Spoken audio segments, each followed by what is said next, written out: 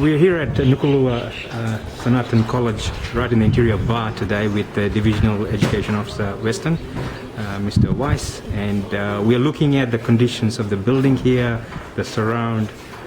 It is devastating to see the state the buildings are today, and we just want to hear from the Divisional Education Officer Winston to what are thoughts of how he's going to resume classes here with some buildings down, some buildings okay, and what are the immediate requirements for this school, Divisional?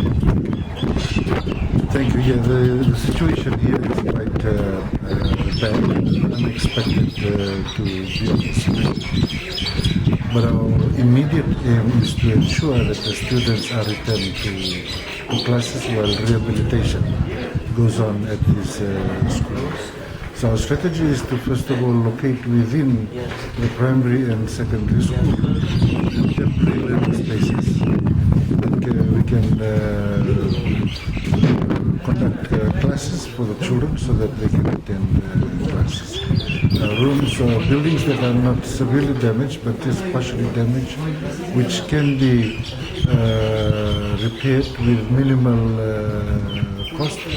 That is an option for us to relocate students in the schools and maximize all the learning spaces within the school. The other option is temporary learning spaces outside the normal buildings that we have here. We're talking about tents as temporary learning classrooms. If we don't have enough space in the existing buildings, that can provide temporary learning spaces. Or even the construction of temporary classrooms on the ground while we wait for rehabilitation and reconstruction of the damaged buildings.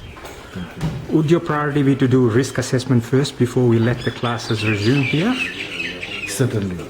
That is part of the team after the IDA assessment. A team will be coming in to the school to do that. In the Western Division, how many schools would you consider that has been very badly damaged and what you consider as Category 4 damage?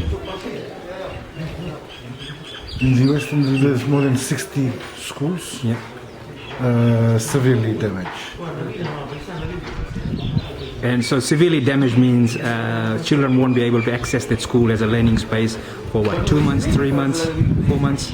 We're hoping for the two weeks before we put in whether we either relocate the students to another school or we put in temporary learning spaces in the school. Okay, so what do you have as a message? What do you need in immediate supplies? I know school's just begun and it's only been about 4 to 5 weeks that children have been back in schools. So do you need school supplies, stationaries, bags and things like that to help parents? Certainly, hoping to do a quick survey on that, to identify students' needs in order to go back to school. What most of them will need now are learning resources, textbooks, exercise books, bags, uniform. They can do without uniform, whatever they have. And of course, with the magnitude of the hurricane and its effect on the environment, the livelihood of the families in the community has been affected. So we may need hot lunch for Thank you, Divisional Education Officer Western, Mr. Weiss.